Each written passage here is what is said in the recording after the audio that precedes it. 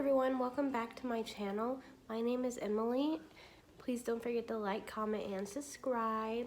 And in today's video, I'm going to do a story time on how I almost died a month after giving birth to my son. And if I keep looking over there, that's because I'm looking in the mirror to make sure everything looks right, because I have the camera flipped the other way.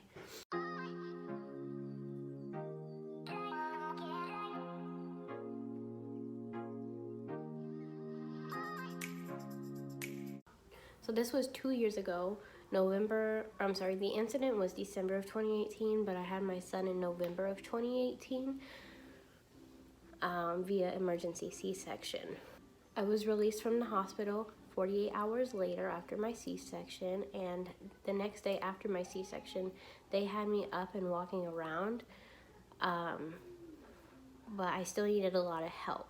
So keeping that in mind, my mom stayed with me for 3 weeks to help me with showers, getting dressed with the baby, with doctor's appointments, all kinds of things, because my fiance worked 6 a.m. to 6 p.m.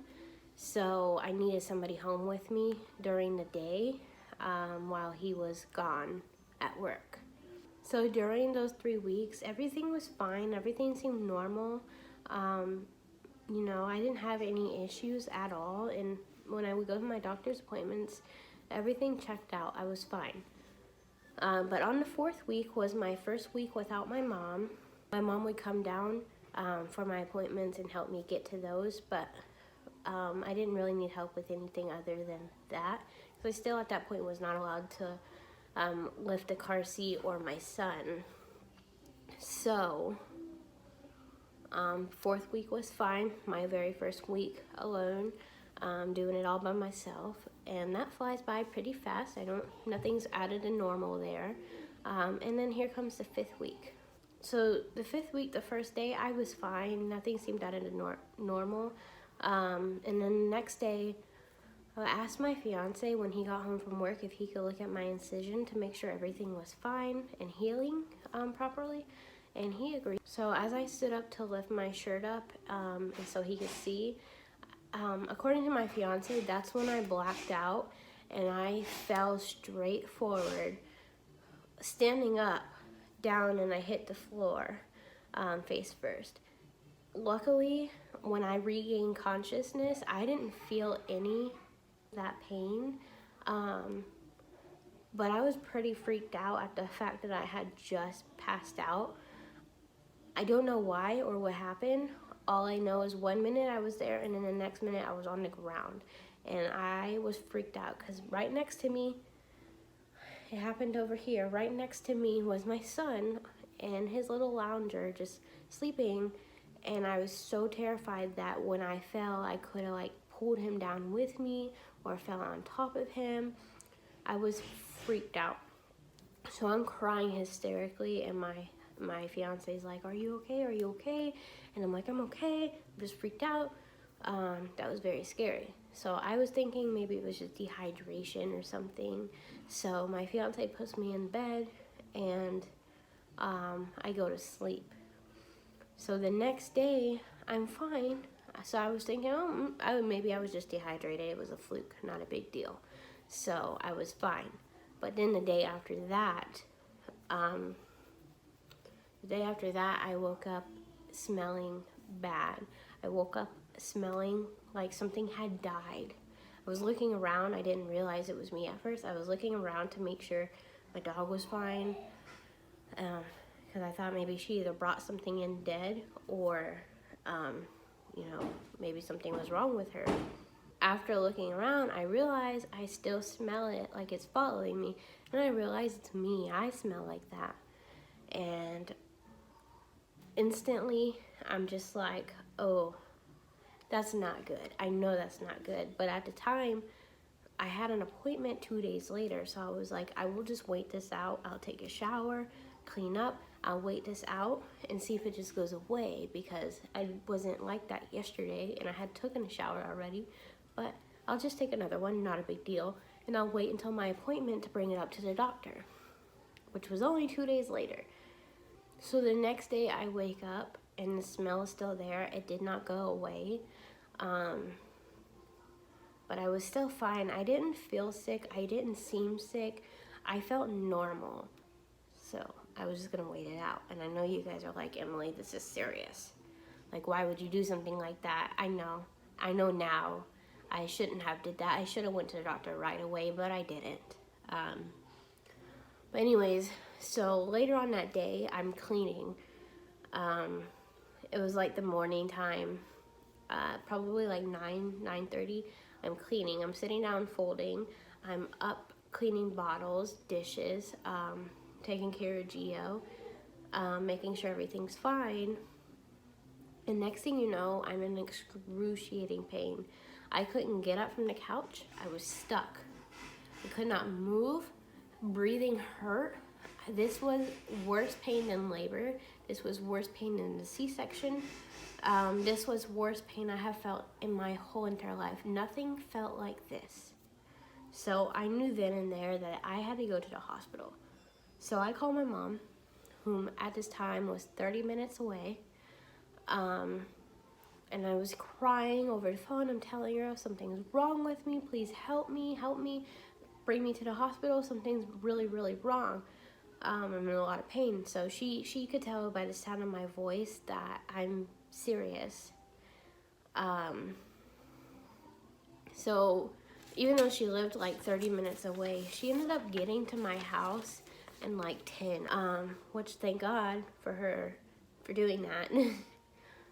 So when she gets there, she's getting my son ready, a bottle ready, packing his bags, doing, just getting everything together. And then she puts him into the car, and then she comes in and carries me into the car. We get to the hospital where I had my son at, and apparently I had come on a very busy day because there was no rooms available. When they brought me back in to look at me, they literally put me in a closet.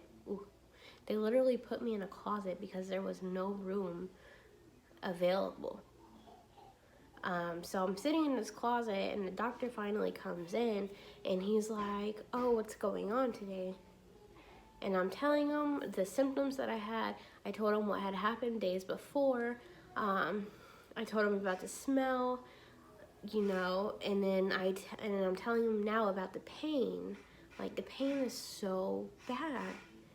And he's like, "Yeah, none of that's normal." And he agreed. He did smell the smell, and he was instantly like, "Why didn't you come in sooner, or when this smell happened, because this is not normal." And I was like, "Yeah, I know, but I didn't have a ride." And at the time, I was just gonna wait for my doctor's appointment, which is at this time tomorrow. And he's like, "No, you should have went in right away." But anyways, he drew my blood. He did a pap smear. He did all kinds of different tests, and he put a rush on all of these tests, and he did a couple of sonograms. After that, they ended up admitting me onto the OB floor. And because the OB floor also had no rooms available at that time, I was still stuck in the closet until they had a room. So during this time, I'm in a lot of pain. I'm waiting on the test results. I'm like, "Can somebody please give me something for the pain? It's really bad." And they're like, "Oh, we can't. You have to wait until you're on the OB floor. You had just came in a month prior for a C-section, and we had given you a lot of drugs then. And it's just something that we can't do. The OB doctor has to do it." And I'm just like, okay. So at that point, I was crying. I'm upset. I'm hungry because I still haven't been able to eat.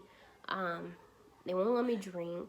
They won't give me anything for pain medicine other than ibuprofen, and clearly that's not helping the pain. And also they're pushing regular, just general antibiotics until they figure out what's wrong with me. 6 hours later, I get transferred up to the OB floor, finally into a room. And then the doctor comes in, and she was like, OB doctor then comes in, and she tells me that all my test results came back, and I just had a really bad infection around my, on my uterus. Like, it traveled from my uterus, fallopian tubes. It was all infected. All of my lady part areas, all infected. They said it was probably caused by UTI, but when they tested for UTI, that came back negative. So they have no idea how it happened. I feel like it happened when I had the C-section. I don't know though. I feel like that's something they should have said or looked into, but I didn't have any symptoms or anything. So anyways, she tells me about this, and then she proceeds to tell me that I now have a disease called pelvic inflammatory disease, which basically means I'll probably catch pelvic infections a lot more because, you know, I'm now prone to them. So after she tells me, she finally gives me pain medicine, and then she proceeds to tell me that I'm going to be stuck in the hospital for a week straight. I'm not getting out any earlier, and they might extend my stay, depending on if it goes away on time or not. So I was like, okay. So I stayed for a week. They extended it out by one more day just to make sure everything was fine. But I ended up staying a week there. After like 2 or 3 days, I was feeling a lot better. I was actually sleeping a lot. And that whole entire time, my son was with my dad and my stepmom, because my mom had to work, and so did my fiance. And then I finally got released, and I was able to go home.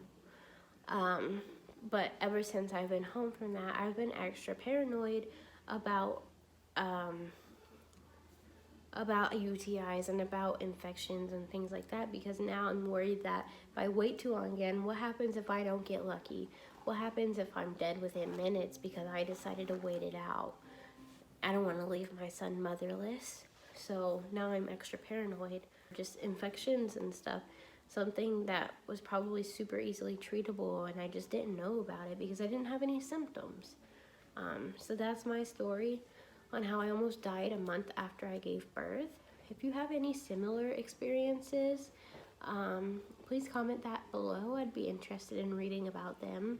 And if you liked today's video, please give a thumbs up, comment, subscribe, and then also comment down below if you'd like to see another video. But anyways, thank you so much for watching, and I will see you next Tuesday.